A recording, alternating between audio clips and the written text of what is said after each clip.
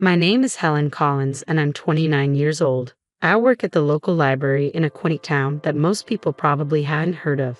My life is simple, perhaps too simple for some, but it's mine. I've always been the quiet type, finding solace in books rather than in the noisy bustle of the outside world. The library is my sanctuary. It's a charming old building with creaky floors and shelves that have seen better days, but to me, it's perfect. Every day, I unlock the doors at 8 a.m., turn on the lights, and inhale the comforting scent of books. It's a routine that never grows old. My parents passed away when I was young, and I was raised by my grandmother. She was a kind woman who always encouraged me to read and learn, but now she's gone too, leaving me alone with no siblings or close relatives. Just me and my small, familiar world. Good morning, Helen. Mr. Jenkins, a regular visitor, greets me as he enters. He's an elderly man who spends his days immersed in history books. Good morning, Mr. Jenkins. The new shipment of history books arrived yesterday. I've set them aside for you, I reply with a smile. Ah, you know me too well, dear, he chuckles, shuffling towards the designated shelf.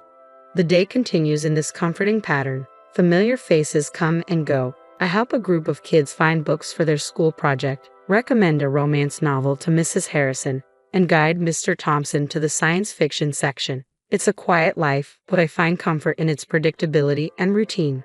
Then, one day, everything changed. Jack walked into my life. He came in looking for a book, but with his crisp suit and confident stride, he was clearly not the typical library visitor.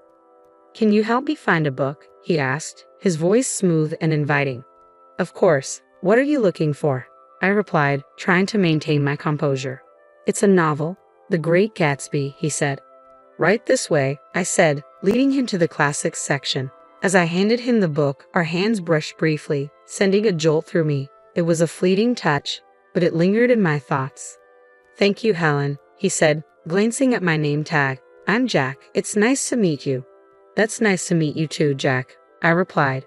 That brief encounter marked the beginning of everything. It was the start of a love I hoped would last a lifetime and a journey that would take me from my quiet life into a whirlwind of chaos and betrayal. If only I had known then what I know now, maybe things would have been different. But life doesn't come with a warning label, and sometimes we have to learn the hard way. After that first meeting, Jack began to visit the library more often. It was odd, even that he didn't seem like the reading type. But each visit, he would ask for a book recommendation and spend a few minutes chatting with me. One day, he came in just as I was struggling with a box of newly arrived books. Need a hand with that? He offered, walking over. That would be great, thanks, I said, relieved. As we placed the books on the shelves, he asked, So, Helen, what got you into working at a library? I shrugged. I've always loved books. They're like friends to me, you know? Plus, it's nice and quiet here. He laughed. I can see that. It's like a whole different world. Our conversations grew longer with each visit. I learned that Jack worked in his family's real estate business. He was easy to talk to, and for the first time in a long time, I felt someone was genuinely interested in me. Then one day, he surprised me. Helen, would you like to have dinner with me tonight? He asked, a hopeful look in his eyes. I was taken aback. Like a date? Yes, like a date, he said, smiling. I hesitated. This was new territory for me, but there was something about him that made me want to say yes. Okay, sure, I'd like that, I replied, trying to keep my voice steady. We went to a small restaurant in town, nothing fancy but cozy. We talked about everything and nothing, and for a few hours, I forgot about my usually solitary life. As we walked home, Jack said, I had a really great time tonight, Helen. You're very different from the people I'm used to. I didn't know how to respond, so I just smiled. Jack continued, I'd like to see you again. Would that be okay? I nodded, feeling a flutter of excitement. Yes, I'd like that. From then on, our meetings became more frequent. Jack would take me out to dinner, or we'd go for walks. For the first time, I felt like I was part of something bigger, a world beyond books and solitude. It wasn't long before I fell for him deeply. He was charming and attentive, making me feel special. So when he proposed, I didn't hesitate. I said yes. Looking back, I wish I had recognized the warning signs. I wish I had seen that his charm was merely a mask, concealing something much less pleasant. But love has a way of blinding you, making you overlook red flags. And I was utterly in love, or at least I thought I was. After Jack and I got engaged, things began to shift. It started with his parents. They never approved of me, deeming me unworthy because I didn't come from money. The first time I met them, it was clear they didn't like me. We were at their grand, opulent house, a stark contrast to my humble surroundings. Helen, this is my mother, Margaret, and my father, Richard. Jack introduced me. Nice to meet you, I said, forcing a smile. Margaret looked me up and down. So, you're the girl who works at the library? Yes, I am, I replied, feeling increasingly small under her scrutiny. Richard then added, Jack, couldn't you find someone more suitable? I felt like shrinking into the floor. The dinner was long and uncomfortable. They made it clear they thought I was beneath their son, but Jack defended me, which only made me love him more. Before our wedding, they insisted on a prenuptial agreement. They claimed it was just a formality. With little to lose, I agreed without making a fuss. After we married, I moved into Jack's house, which turned out to be his parents' house. They had given it to him as a wedding gift, but they acted like it was still their home. His parents would drop by unannounced and start giving orders. Helen, make us some coffee, Margaret would demand as soon as she walked in, and I would comply without protest. I didn't want to stir up trouble, so I kept quiet. One day, Margaret pointed to the TV and said, Remember, Helen, in case of divorce, you can't claim this. It felt like that with everything. They constantly reminded me that none of the house's belongings were mine. Jack began to change too. He wasn't the man I had fallen in love with. He started joining in on his parents' jokes about me. One evening, as I was trying to decide what to wear for a family event, I asked Jack for his opinion. This one makes you look less drab, he said, laughing. I was hurt. It felt like he was a different person around his parents. He no longer stood up for me. Instead, he laughed along with them. Living in that house became increasingly exhausting. I felt like an outsider, an unwelcome guest. I kept hoping things would improve, but they only worsened. The stress took a toll on me. I began having severe stomach pains that I tried to ignore until one day a collapse at the library. When I woke up in the hospital, the doctor told me it was stress-related. I spent several days there, and Jack didn't visit or even call. I felt utterly alone. Then, one day, a notary came to my room with surprising news. My great-aunt, whom I barely remembered, had passed away and left me her fortune, $30 million. I was stunned. I didn't know what to do with that kind of money, but suddenly, I wasn't just the poor girl from the library anymore. When Jack and his parents found out, they came to visit me, all smiles and sweetness. Darling, we're so happy for you, Margaret said, her voice oozing with false concern. Yes, we're a family. We should support each other, Richard added. I was skeptical. The change in their demeanor was too abrupt. After they left, I overheard them talking outside my room. They didn't realize I was listening. She's such a fool. Can you believe our luck? Jack laughed. We need to make sure she doesn't leave you, Jack. Maybe you should have a child with her. That will tie her down, Margaret suggested. I felt sick to my stomach. It was clear they didn't care about me. They just wanted my money. At that moment, I knew exactly what I had to do. I had to leave that house and those people behind. I was determined to take control of my life and no longer be their victim. I left the hospital with a clear plan in mind. When I returned home, Jack and his parents were there, putting on their best smiles and pretending to be the caring family they never truly were. Oh, Helen, we were so worried about you, Margaret said, her voice laced with feigned concern. I nodded in response but kept my words minimal. I needed to maintain a facade, not giving them any hint of my true intentions. Jack approached me, his curiosity barely concealed. So, when do you get the inheritance? He asked, his eagerness too apparent. I looked at him, the man I once thought I loved, and realized I didn't recognize him anymore. Soon, I replied, but it's not something you need to worry about. His smile faltered slightly, but he pressed on. But we're married, Helen. What's yours is mine, right? I forced a smile. Of course, darling. That night, I couldn't sleep. Their insincere voices, their greed, it all echoed in my mind and made me nauseous. I got up and started writing, pouring out all my frustrations and pain onto paper. It felt like a dam had burst, releasing years of pent-up emotions. The next morning, I met with a lawyer. I laid out everything that had happened and showed him the prenuptial agreement. His shock was evident. But he assured me, the agreement will protect you. You're doing the right thing. When I returned home, Jack and his parents were lounging in the living room. They looked up as I walked in. There she is, our brave girl, Richard said, his smile not reaching his eyes. I sat down, clutching my purse tightly. I have something to say, I began, causing them to focus on me with curiosity. I'm filing for divorce, I announced, my voice steady. The room fell silent. Margaret was the first to break the silence. What, you ungrateful little, she sputtered. Jack jumped to his feet.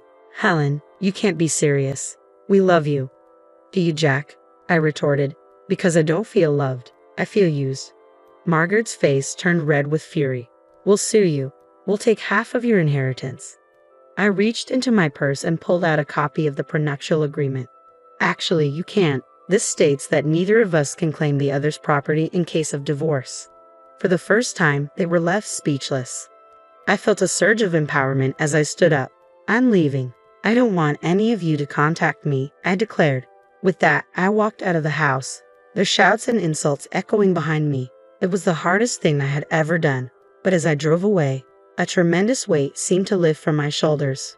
For the first time in a long time, I felt a sense of freedom and relief from their disdain and manipulation. I didn't know what the future held, but it had to be better than the past. I rented a modest apartment in the city, nothing extravagant, but it was mine. For the first time in years, I felt a deep sense of peace. I was still navigating the divorce, but I felt ready to handle it. One day, I received a call from my lawyer. Helen, there's something you should know about your great-aunt's will, he said. I was intrigued. What about it? There's a condition. A portion of your inheritance must be used for a charitable cause. It was your great-aunt's final wish. I was taken aback. I had no idea, I replied. She was quite the philanthropist, the lawyer continued. She wanted to pass that legacy on to you. I hung up, reflecting on the news. My great-aunt had given me a chance to make a positive impact. It felt like a sign, a push towards something meaningful. I began researching charities and causes, eager to find a way to contribute. That's when I came across a small organization dedicated to helping women who were victims of domestic abuse. It struck a chord with me. I reached out and arranged a meeting with Linda, the organization's director. Linda's passion was palpable. We provide shelter, legal aid, and counseling to women in desperate situations, she explained. I was moved by her stories and felt a renewed sense of purpose. I want to help, I said, determined to make a difference. With Linda's guidance, I allocated a portion of the inheritance to fund a new shelter. The feeling of knowing I was helping others find a way out was profoundly fulfilling. A few weeks later, Linda invited me to the shelter's opening. It was a modest event, but the atmosphere was filled with hope and gratitude. As I mingled with the attendees, I spotted a familiar face in the crowd. It was Sarah, an old colleague from the library. Helen, is that you? She exclaimed, surprised. Sarah, it's been so long, I said, embracing her. What are you doing here? I shared with her the story of the shelter and my involvement. Her eyes widened with admiration. That's incredible, Helen. I had no idea. It's a new chapter for me, I said, smiling. We spent the evening catching up, and it felt wonderful to reconnect with an old friend. As the event drew to a close, Linda approached me. Helen, I can't thank you enough. This shelter will change lives.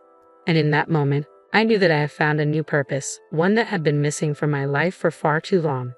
As I looked around at the faces of the women now finding refuge at the shelter, I felt a deep warmth in my heart, something I hadn't experienced in a long time. It was a comforting realization that this was the least I could do for those who needed it most.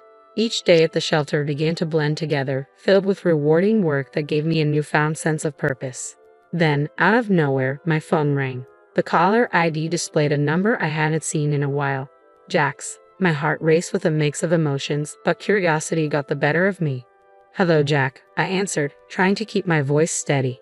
Helen, I need to talk to you. Can we meet? It's urgent, he said, his voice tinged with desperation.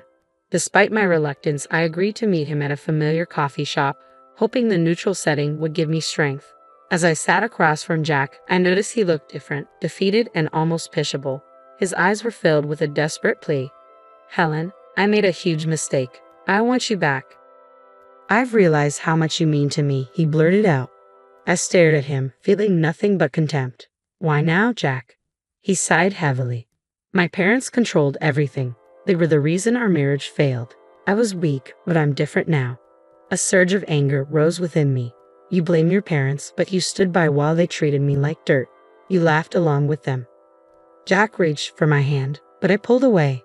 Please, Helen, I know I was wrong. I've changed. I looked at him, seeing the shadow of the man I once loved but no longer felt anything for. Changed or not, it's too late. I feel nothing for you, nothing but contempt. His face fell, and for a fleeting moment, I saw the man I had married. But it was brief and quickly replaced by the reality of who he had become.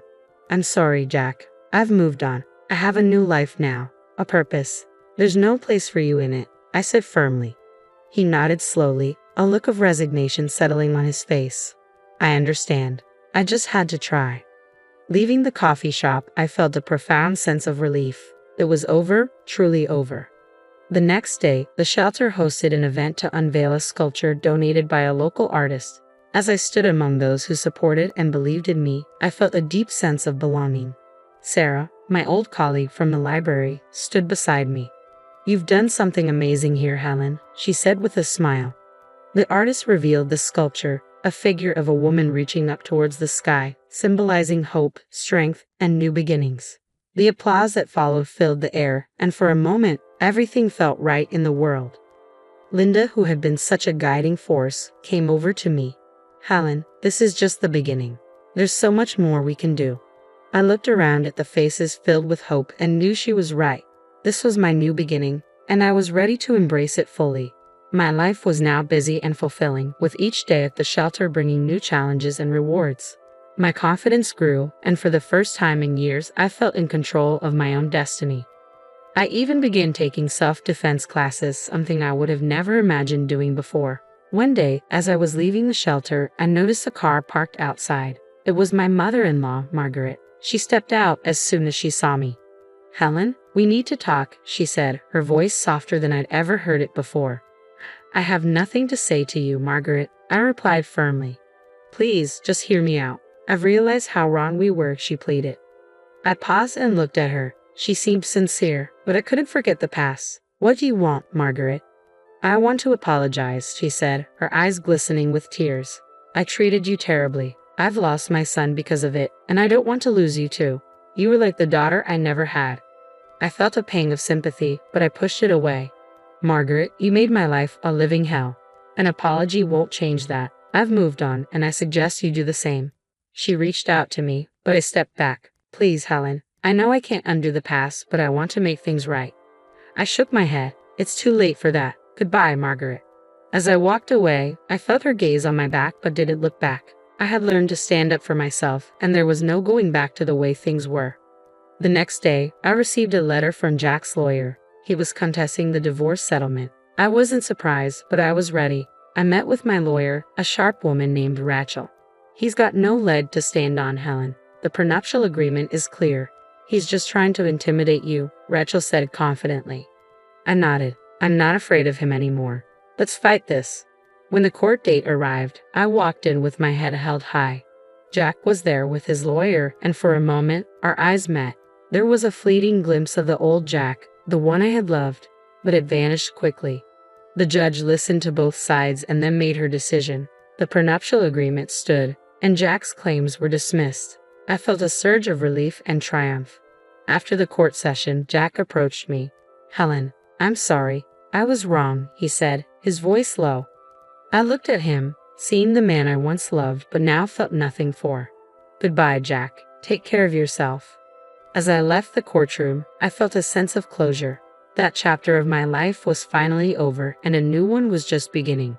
At the shelter, we were gearing up for a fundraiser, and it was taking all my attention. The support from the community was overwhelming, and I felt a deep sense of gratitude.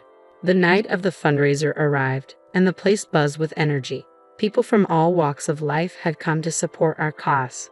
As I looked around, I realized how far I had come, from a quiet, timid woman to someone who stood up for herself and others. You did it, Helen. This is amazing, Sarah said, coming up to me. I smiled. We did it, and there's so much more to do. As the event continued, I felt a profound sense of accomplishment and purpose. This was my life now, and I was exactly where I was meant to be.